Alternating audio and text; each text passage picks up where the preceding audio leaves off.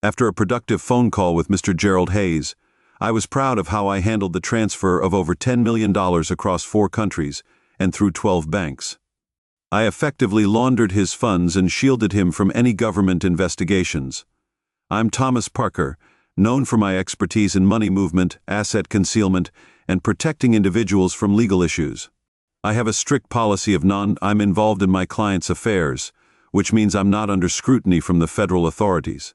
It also means I can keep my ethical compass steady, even though I know what my client's up to. I stick to the don't ask, don't tell principle. My work has made me a master strategist in financial matters. I currently manage 16 bank accounts spread across 8 countries, 10 crypto wallets, and a company that oversees my assets, including my residence, vehicles, and all expenses. I draw a modest salary of $50,000. The company gives me $50,000 a year to cover my incidental expenses. This helps to keep the company legitimate and means I don't have to pay tax. I also protect myself from civil liabilities, lawsuits, and potential divorce settlements because my documented net worth is low and my income is low too. Many of my clients know that I can help them with their financial problems and have offered me various incentives. As tokens of appreciation, these gestures range from women to trips, even protection, virtually anything one can imagine. Until now, I've declined all such offers. However, my current circumstances have necessitated that I reconsider. This has led me to accept assistance in surveillance protection and employ certain assertive strategies. My business associates, eager to reciprocate for the services I've rendered them, were enthusiastic about lending a hand at home. My wife Melissa sees me as just a financial advisor, which is pretty accurate. I do that role, but she doesn't know how much I earn, what I own, or that I have offshore accounts. She just knows that our company covers the costs of our $5 million estate vehicles and living expenses. We never talked about it because Melissa doesn't need to work. Melissa enjoyed a comfortable life without the need for employment. She got a new luxury car each year and had an unrestricted budget for shopping and entertainment throughout our 5 years of marriage. She seemed content and loved spending time with me. She was happy, particularly in our intimate moments, where we shared many memorable experiences. However, unbeknownst to her, a figurative Category 5 hurricane loomed over our paradise. Melissa and I embarked on a 2-year courtship before tying the knot at the tender age of 25. Melissa and I had been dating for 2 years before we got married at the age of 25. Now, 5 years into our marriage, Melissa had just celebrated her 30th birthday. She had a great figure with long legs and a captivating face. She could easily be seen as a trophy wife by many. Her blonde hair and blue eyes attracted a lot of attention from men wherever she went. She often got flirtatious advances, but she was proud to show off her wedding band and her 3-carat diamond ring. A 1-carat diamond ring, signifying her commitment to our marriage. I found out that Melissa had dated a guy named Jason Nelson during her college years. She was really infatuated with Jason, but he wasn't ready to settle down at the time. Instead, he joined the Marines, which led to their relationship slowly fizzling out. It was clear to me that Melissa had never really moved on from her feelings for Jason. 8 years later, Jason came back to our town after finishing his military service. He naturally reconnected with old friends, including my wife, Melissa. She'd always been under his spell. He got her cell phone number through a mutual friend and started texting and calling her to try to reconnect. It had been 6 weeks since Melissa's behavior started to change. This was likely due to guilt. While Melissa was communicating with Jason in secret, she was also paying more attention to me, even in intimate moments. However, her usual demeanor had changed. Although Melissa had always been attentive and lively, her actions now hinted at something amiss. I decided not to wait passively for answers, and instead kept a closer eye on her during a weekend barbecue. A friend casually mentioned Jason's return to town, and it dawned on me that his arrival the next day, Melissa's behavior changed again. I spoke to one of my trusted business associates and told him about the situation. I asked him to help me out. He was really keen to get involved. He saw this as a chance to repay me for helping him out financially and avoiding legal trouble. He told me that his team would look into it right away. My colleagues looked into the matter using their expertise in navigating the deep and dark web and various surveillance techniques. They put together a comprehensive 4-in file on Jason Nelson. The dossier had loads of information in it, from his birth certificate to college transcripts, family lineage and military service records. I ended up with a dossier that was more detailed than what his own mother might have. I also got a daily printout of his text messages, which showed he was sending over 15 a day to my wife Melissa. I didn't know how I got this info, but I didn't ask. At first, the messages seemed innocent, like old friends catching up. But after a week, they started getting sexual. I was happy to see Melissa say no at first, but I was getting more and more concerned as he kept on trying to get her to reciprocate his flirtations. I was even angrier when I realized that Melissa still had feelings for him. After 4 weeks of relentless flirting and text exchanges, he finally managed to persuade her to meet him for lunch. I was really shocked when he asked her to dress provocatively. I was seething with rage when I saw how eager Melissa was to meet him. She not only agreed, but she even suggested she forego her undergarments, reminiscing about past encounters. I was so angry I sought counsel from my business associates. They offered advice on how to handle the situation. Together, we devised a plan to confront this individual while they were together at lunch. We made sure there was someone nearby for support. We made sure they were protected by keeping a close eye on them. My friend's team found out when and where they were meeting so we could get ready. On Thursday, June 16th, I saw them as soon as they walked into the restaurant. Melissa was dressed to turn heads in a low-cut dress. My anger was renewed when I saw them sitting side by side in the private booth. I noticed that they were facing away from the rest of the restaurant, looking pretty comfortable with each other. I saw a big guy following me, who I guessed was one of my backups. When I got to their table, Melissa and her friend looked up. I said hello and slid into the booth opposite them. The big guy was now sitting a few tables away. I met Melissa's gaze with a friendly smile and asked, "Can I meet your friend?" There was a tense moment as I locked eyes with Melissa. Jason's expression showed confusion, while my wife's face registered shock and guilt, despite her attempts to retract her hand from Jason's grip. He held on firmly, his smile morphing into a smug smirk, which seemed to signal defiance. It was clear that the audacious flirt wasn't about to back down. "This is Jason Nelson, honey. Meet my husband, Thomas." Melissa's voice quivered as she made the introduction. She seemed really nervous, which was strange because Jason was just sitting there with a smug look on his face. He didn't say anything, just wore a smirk that seemed to taunt me. It was like he was saying, "I have your wife, and there's nothing you can do about it." So I spoke up and addressed Melissa directly, trying to keep my cool. "I'm sorry to interrupt your lunch, but I need to speak to my wife privately for a few minutes. Would you mind stepping out of the booth?" I requested. Jason released her hand and left the booth, allowing Melissa to stand up and clutch her purse protectively against her chest. She stood between Jason and me, visibly uneasy, as I guided her towards the back of the restaurant. Bathrooms. Her silence spoke volumes. Len, with guilt and apprehension about being caught in such compromising circumstances with Jason, I led her into the empty men's room, where the tension hung thick in the air. I was ready to address the situation head-on. "Melissa, why aren't you wearing a bra? That dress is far too revealing." Grasping the hem of her dress, I gently turned her towards the mirror, forcing her to confront her reflection. "Melissa, is this how you choose to present yourself when I'm not around?" I asked, my tone firm and my expression one of disappointment. She cried out, "No, it's not what it seems like." "I promise," she stammered, pulling down the dress that had ridden up too high. She'd never heard me speak like this before. I spoke deliberately, each word carrying weight. "We need to address this situation if you want to save our marriage. Stick to my instructions, or our marriage will be over. You'll take your purse, leave this place without looking at your friend, and go straight to your car. Drive home, make coffee, and wait for me.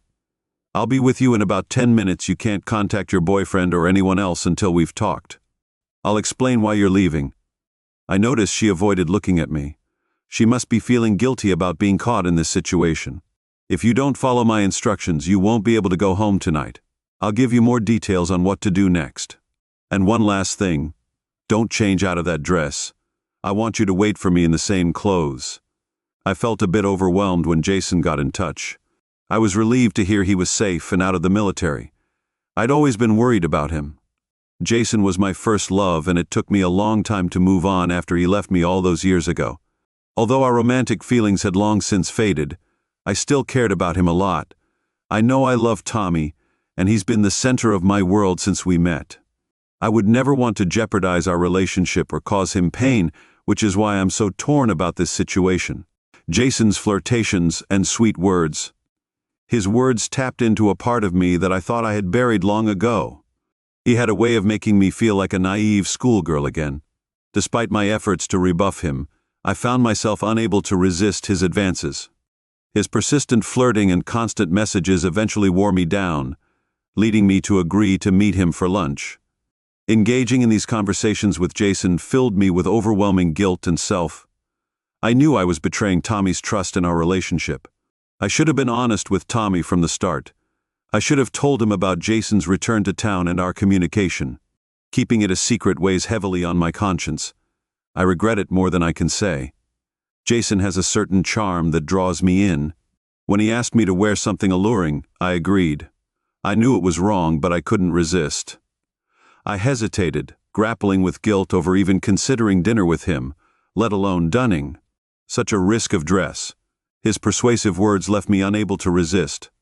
Despite my inner turmoil, a text from Jason expressing his anticipation to see me pushed me further down this path. I struggled with the urge to confide in Tommy, but I rationalized that a simple lunch for old time's sake wouldn't be significant. It'd just be a fleeting reunion, as Jason put it. I'll admit that seeing him in the restaurant stirred up a mix of emotions within me. There was a peculiar yet exhilarating sensation, fueled by my lingering attraction to them. I always sensed a unique chemistry between us. Now, after 8 years, in the Marines he was even more irresistible. He was a mass of rugged, handsome muscle that could captivate any woman's imagination. My cheeks burned with embarrassment as he pressed his lips against mine and guided me into the secluded booth.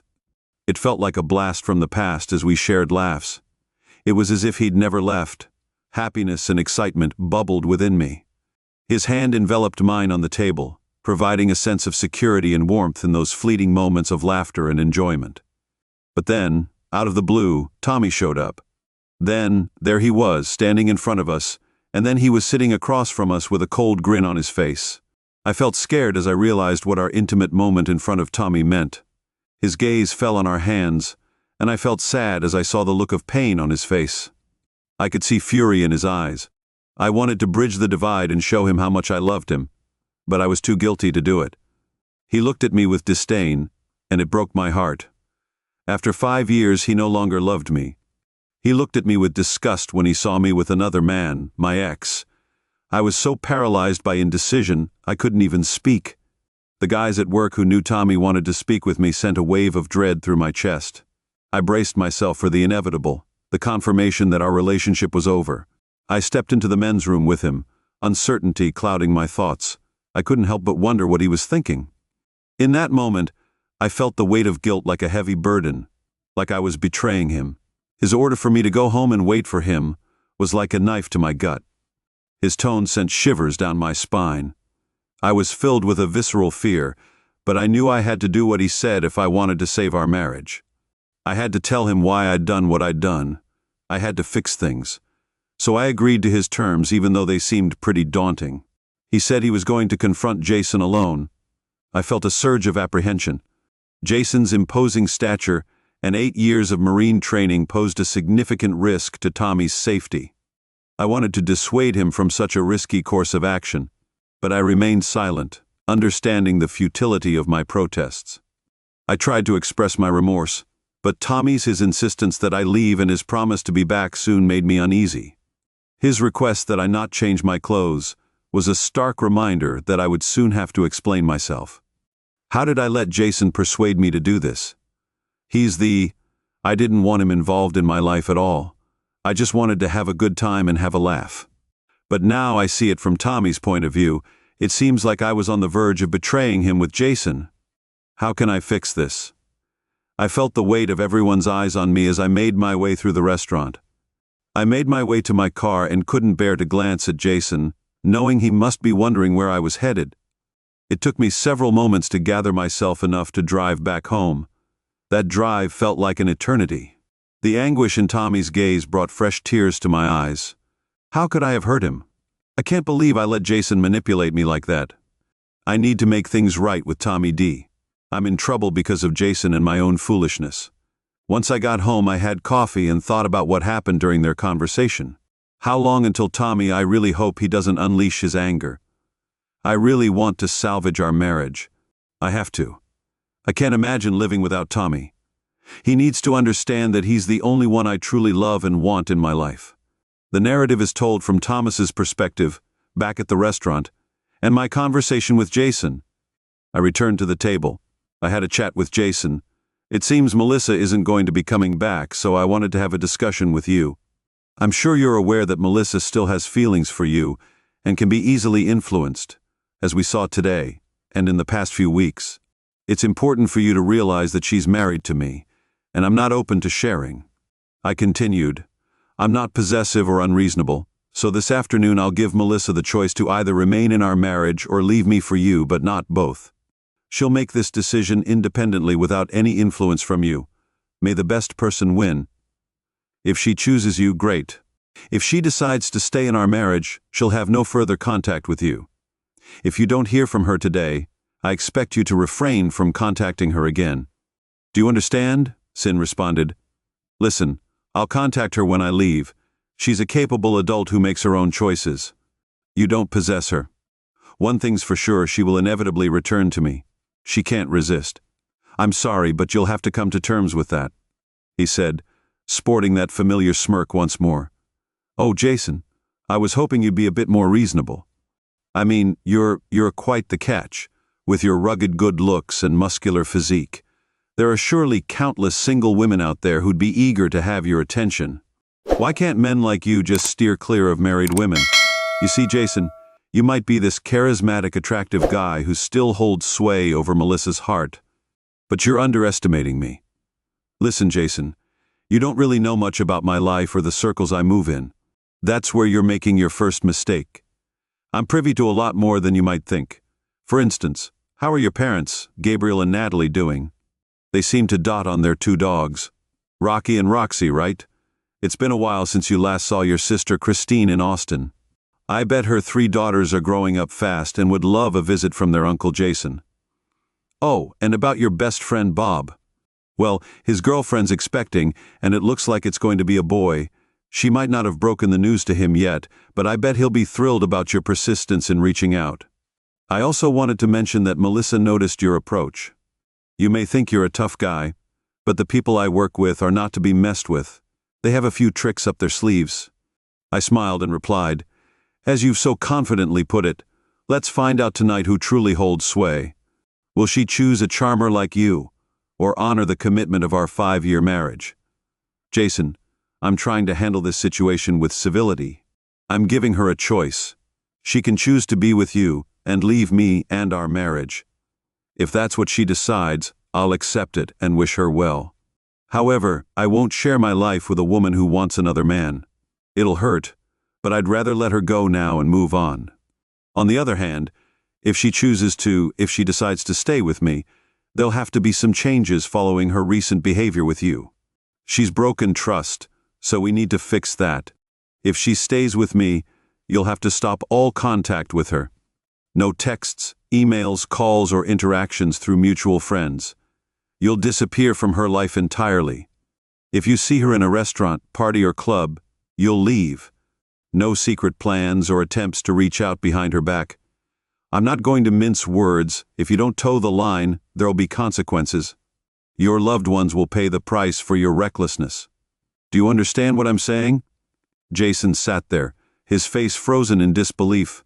He was grappling with a whirlwind of emotions and thoughts. How did you get such intimate knowledge about my family and me?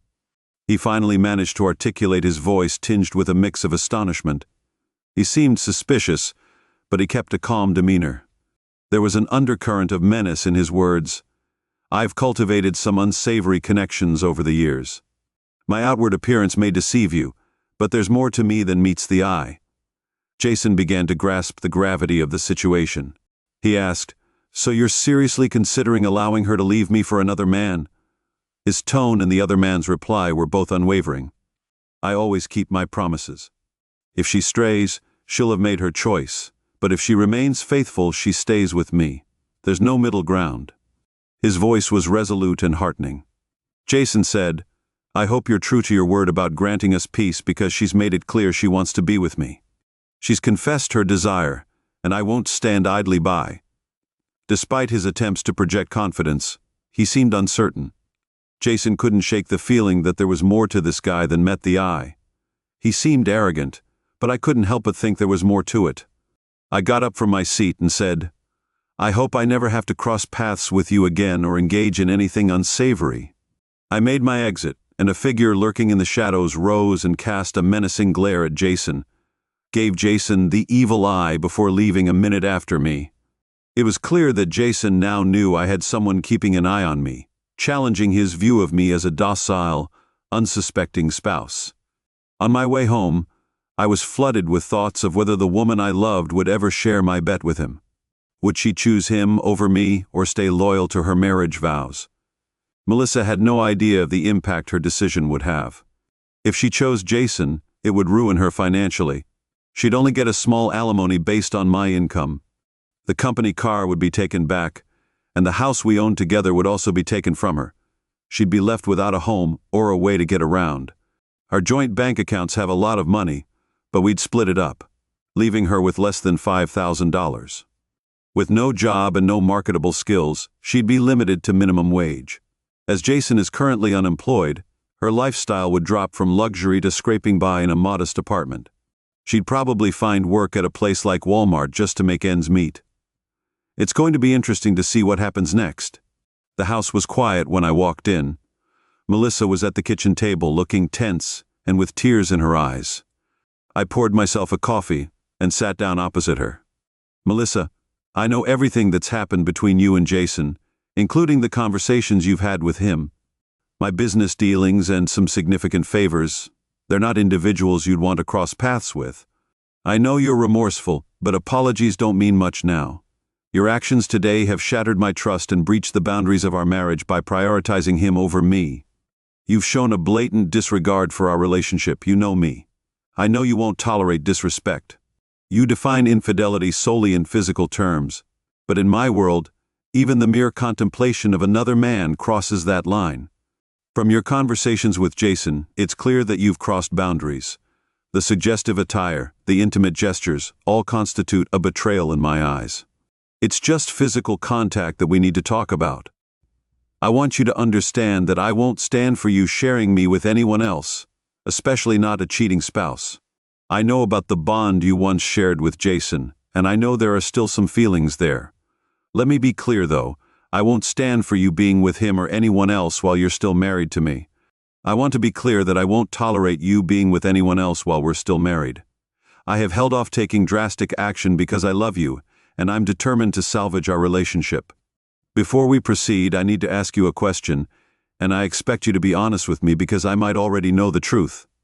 When you were with him, did you allow any intimate touching? I want to be clear that, other than me, there's no one else. I know you were willing to entertain the idea today, but that was never going to happen. I'm so sorry for everything. I feel like such a fool. Please forgive me. If he had touched you, our conversation would be over. It seems that apart from some hand-holding and texting, nothing has occurred to end our marriage. I'm really disappointed in you, though. Why did you choose that revealing dress? Were you planning to seduce him and betray me? I would never do that. It's hard to explain, but I just wanted to feel attractive. Once more, I'm reliving some past feelings. I know it was foolish and selfish, but he has a way of influencing me. I never intended to sleep with him. You have to believe me, Melissa. I want to believe you, but your actions today force me to confront a serious question. It's a question that demands an honest answer. I've made it clear that I won't share you with another man.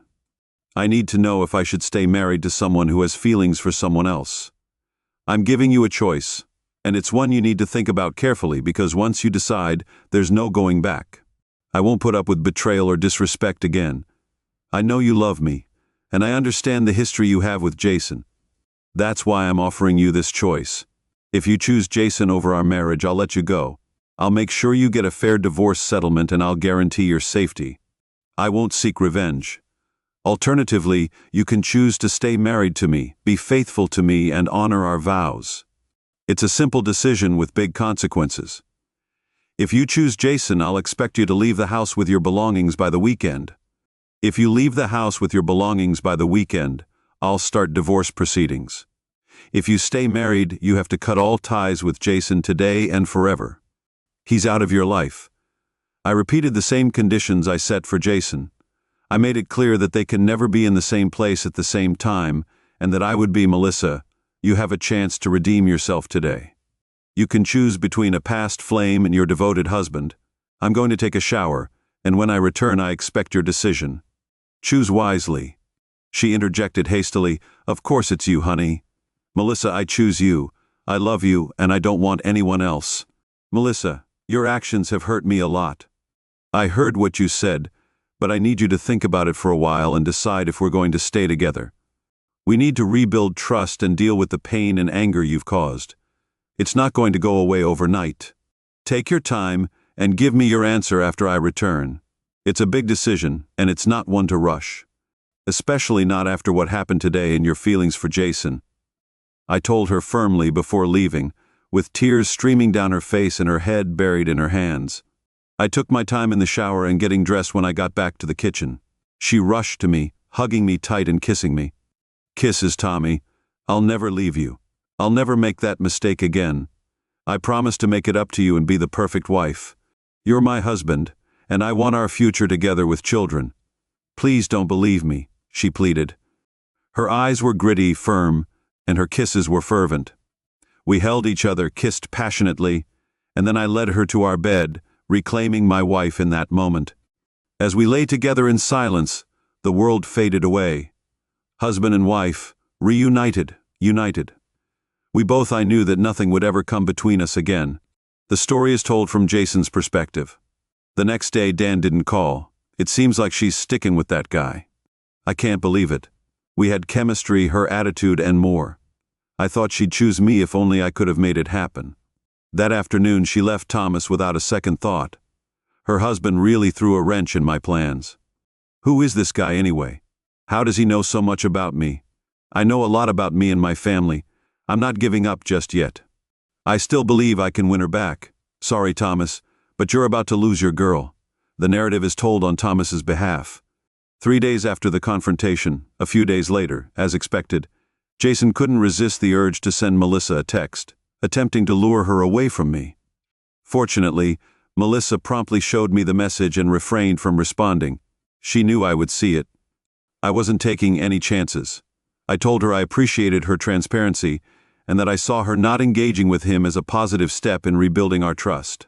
The following day, I decided to reach out to Jason and ask him about his parents' search for Rocky and Roxy. Jason's immediate reaction was to call his parents and find out how they felt when they realized the pets were missing. It dawned on Jason that his actions, particularly contacting Melissa, had caused them pain. I told him not to do it, but he went ahead anyway. He's caused them pain, so I wanted to make a point about how serious this is. I made sure Rocky and Roxy were safe, but I also made it clear to Jason that he'd better not do anything to hurt them. He called me back right away after talking to his parents. He was really angry. What the hell did you do? They better not be hurt, or you'll pay for it. Jason, you're not in charge here. You're the one facing the consequences. I told you not to contact Melissa, but you did it anyway. I also said that if you did, you'd regret it. Think about it, the dogs will probably come back soon, but this is your last chance. Don't try to contact Melissa again. I'll decide what happens to them. I think it's only fair that you'll have to deal with the consequences now. Your threat doesn't exactly inspire generosity from me. In fact, I'm even wondering whether they'll come back at all. What do you think? Maybe I should inform your parents why their precious pets are missing. What do you think? Okay, I'm sorry.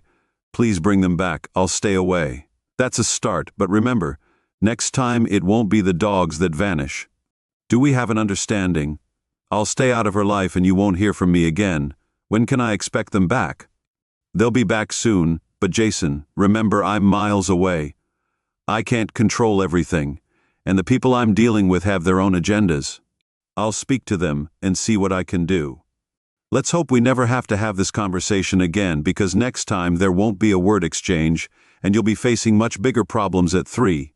The next morning, the relieved parents were overjoyed to see their beloved dogs barking happily on their porch. They were unaware of what had transpired, but they were simply grateful for their pet's return. Jason, upon hearing the news, let out a sigh of relief. He even sent me a single-word text after their return. Jason finally took the hint and distanced himself from Melissa. He secured a job in a city several hours away. Despite his attempts to uncover more about Tommy, he could only access public information indicating Tommy's occupation. Jason, who was a financial advisor, figured there was more to Tommy than met the eye. He decided to move on and start a new life without his former flame. But he knew that as long as Jason was alive, there was a risk of him reappearing in Melissa's life. So I took proactive measures. 2 weeks after the incident, I presented Melissa with a postnuptial agreement that my attorney had drafted. She agreed to give up everything, including any rights to children born during our marriage, in the event of infidelity. While this couldn't stop if her past actions repeated themselves or she got back together with Jason, it gave her a good reason to think about what would happen. I was keeping a closer eye on her, and the agreement meant I could monitor her activities. A year later, Melissa found herself pregnant with their first child, and the couple were closer than ever. She knew what she was getting into and made a commitment to. Ensuring Tommy's happiness and building a family together, the specter of Jason faded into obscurity. He was never mentioned again, as if he had ceased to exist. That pivotal day had the potential to alter their lives irrevocably. But Tommy's unwavering love and resolute demeanor proved instrumental in salvaging their marriage. Thanks to everyone who took the time to listen to today's stories. If you enjoyed it, please consider liking and subscribing. If you haven't already, feel free to share your thoughts on the events in the comments below. Take care.